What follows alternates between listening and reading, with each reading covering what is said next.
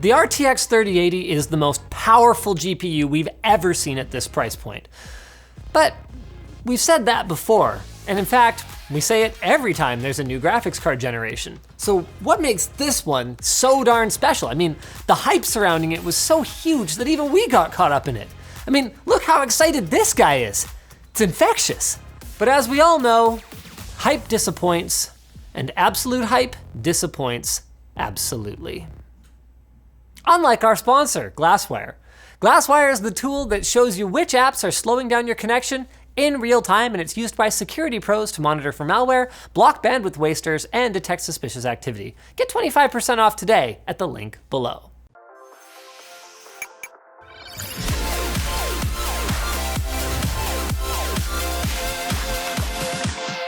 Do you hear that? It's rattling. Weird. While you read over our test platform, let me get this off of my chest. Nvidia, man, you guys really went out of your way to set yourselves up here, didn't you? Like, I don't get it. Spoiler alert, you're shipping the fastest graphics card on the market at half the price of the previous king. Why don't you just leave it there? Why push your luck with claims like twice as fast as RTX 2080? Because it's not.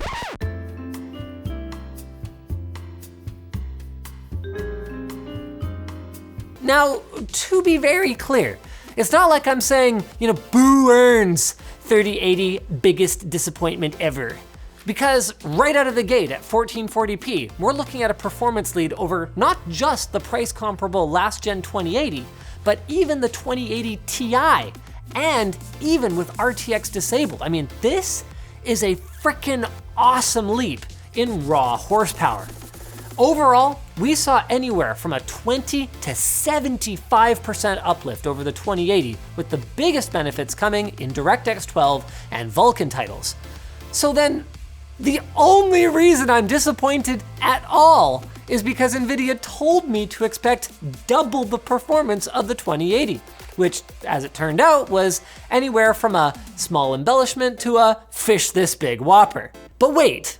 Okay, because perhaps there's more to this. Could our lackluster CSGO performance numbers hold the key? Look how CPU bound this game ends up, even at 1440p. So let's kick it up a notch to 4K, where we're gonna leave out our RX 5700 XT so we can test out DLSS, Nvidia's deep learning upsampling technology. And, ooh, is that 41 frames per second in Microsoft Flight Simulator? At 4K Ultra, no less? Holy shit.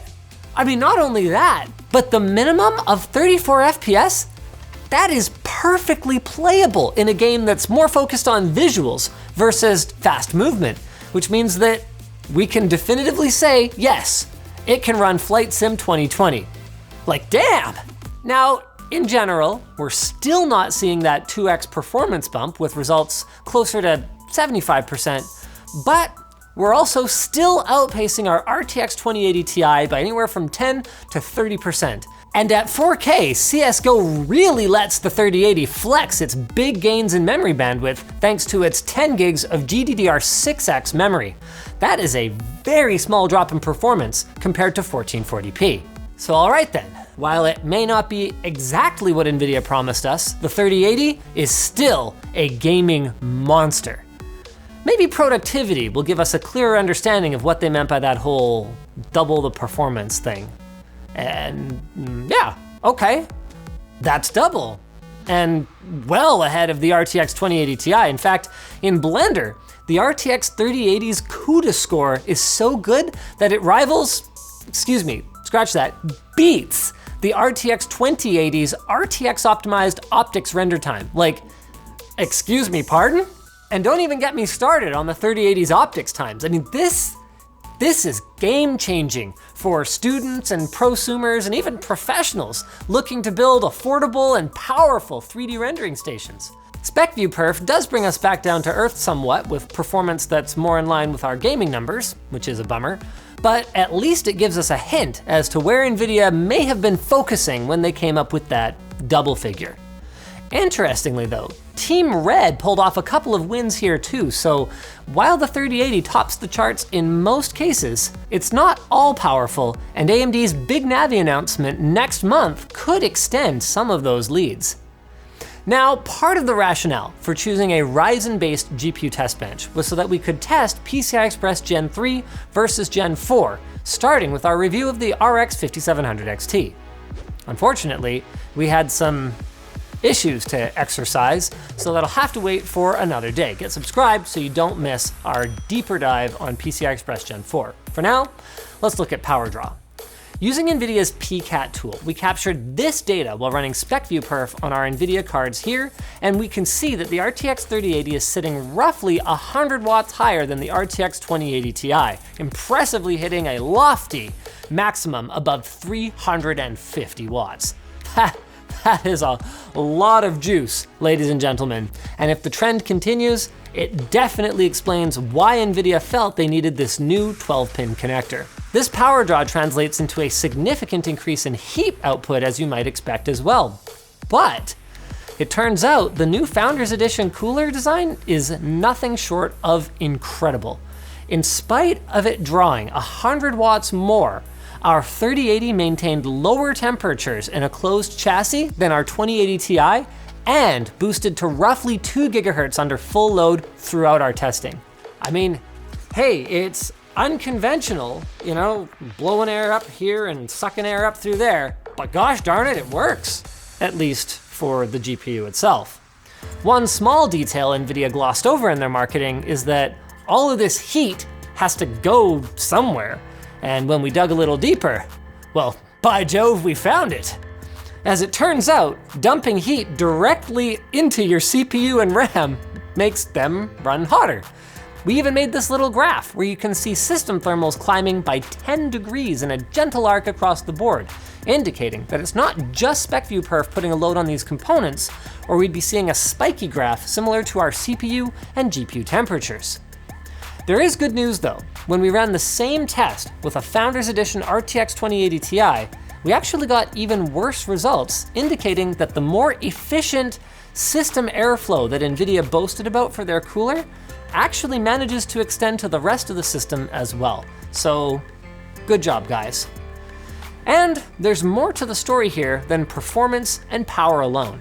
Nvidia has become laser focused on system latency as a way to market their products, even going as far as to seed press with the internal tools that they use to measure it.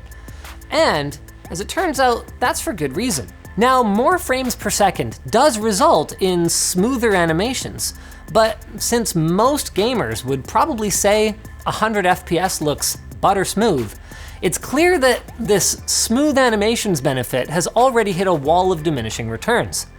What doesn't seem to have a limit yet, however, is the effect of higher frame rates on a gamer's actual performance. Last year, we demonstrated a benefit in competitive play all the way up to 240 Hz in this video featuring Shroud, Mr. Grimm's, Corey, and Paul's Hardware. So then, if the reason for this improvement in gaming acumen isn't smoother animations, well, what is it?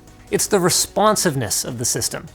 The more often the image updates on screen, the less delay a gamer's gonna feel between the movement of their mouse and the corresponding crosshair, making it easier to track down opponents. Well, Nvidia Reflex, which is launching today as well, takes this research Nvidia's done and goes a step further than even the ultra low latency mode that's been enabled in both Nvidia and AMD's drivers since last year. And Nvidia has worked with developers to improve rendering latency directly in the game itself. With a CPU-bound scenario, it's not exactly a big deal. You're getting a very slight improvement in response time with a bit more consistency. We're not sure what that plus boost option is all about, but in Fortnite anyway, it doesn't seem to do much, at least at high frame rates. Other games implementations may be better. Nvidia says that Reflex works best in GPU-bound loads anyway though, and in that scenario, latency goes from 90 to 120 milliseconds to around 45 to 80 with Reflex enabled. That's huge. One of the biggest problems with a low frame rate is low responsiveness, so the small sacrifice of 1 to 2 FPS ends up being a really good trade. The best part is that this feature works all the way back to 900 series Maxwell GPUs. Great stuff. Also revolutionary is RTX I/O, which uses the same direct storage technology that Microsoft is integrating into the Xbox Series X and Series X to allow the GPU to stream and decompress data directly from an NVMe SSD using the CUDA cores from an RTX 2000 series card or newer. Now we can't test this feature yet because there are no games on the market that support it yet, but we would expect gamers to see similar benefits to what Sony showed off with their analogous technology, with improvements to everything from texture resolution in game to even level design, eliminating things like unnecessary elevator rides while the assets load in. But wait, there's more. What we also can't test is the reports that all Ampere-based cards support SRIOV at a hardware level. For the uninitiated, SRIOV allows a single GPU to be shared between multiple virtual machines. Never mind 2 gamers, 1 GPU. With performance like this, you could run a whole freaking LAN center off a single Threadripper 3990X and like 4 of these. I mean, this would be a monumental shift from Nvidia, considering that they've locked down GeForce in virtual machines since basically forever, or at least it would be. Nvidia clarified with us that the reports of their change of heart were sadly overstated, and as it turns out, just because they can support the feature doesn't mean that it's enabled. And sure enough, when we fired up our 3080 in Linux, it didn't report any SRIOV capabilities. Nvidia does say though that the final decision on whether to enable it or not has yet to be made, so it is still possible they'll enable it. Maybe if enough people tweet at them, Jensen will get the hint. Wink, wink, hint, hint, nudge, nudge, please. In summary then, just like last time, we have no way of testing some of the headline features and no time to test others like Nvidia Broadcast, which we'll be sure to do a follow-up video on. But unlike last time, the raw performance and pricing are a compelling enough story on their own, even if Nvidia overplayed their hand a little. And unlike last time, the big feature, the one that's right in the name, the hardware support for real-time ray tracing, has had a couple of years to mature, with a much longer list of supported games to go along with graphics cards that are now actually powerful enough to turn the feature on without tanking the frame rate. To be clear, it's still not the kind of thing that I would personally buy a new card over, but as far as added bonuses go, ray traced Minecraft is pretty sweet. And if you're looking for a segue to our sponsor, this is it. Do you think making a website is hard? Well, it doesn't have to be. Use Squarespace and you'll have your website up and running in a matter of hours, maybe even faster. They've got award-winning templates that'll help make your website stand out instead of looking like it's from the 90s. And if you're interested in how your website's performing, they've got built-in tools to help you find out what you're doing right and what you're doing wrong. Both our Linus Media Group and LTX Expo websites were built quickly using Squarespace, and if you get stuck making your site, they have a 24/7 support team that's ready to help you out. Just go to squarespace.com/LTT and you can get 10% off today. We're gonna have that linked below. So thanks for watching, guys. If you're looking for more Ampere, go check out our post-announcement explainer on Ampere for a little bit more background info and a little more context for all the hype.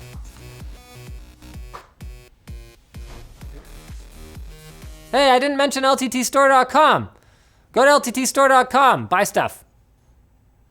We got water bottles. And graphic card shirt. Oh yeah, that too.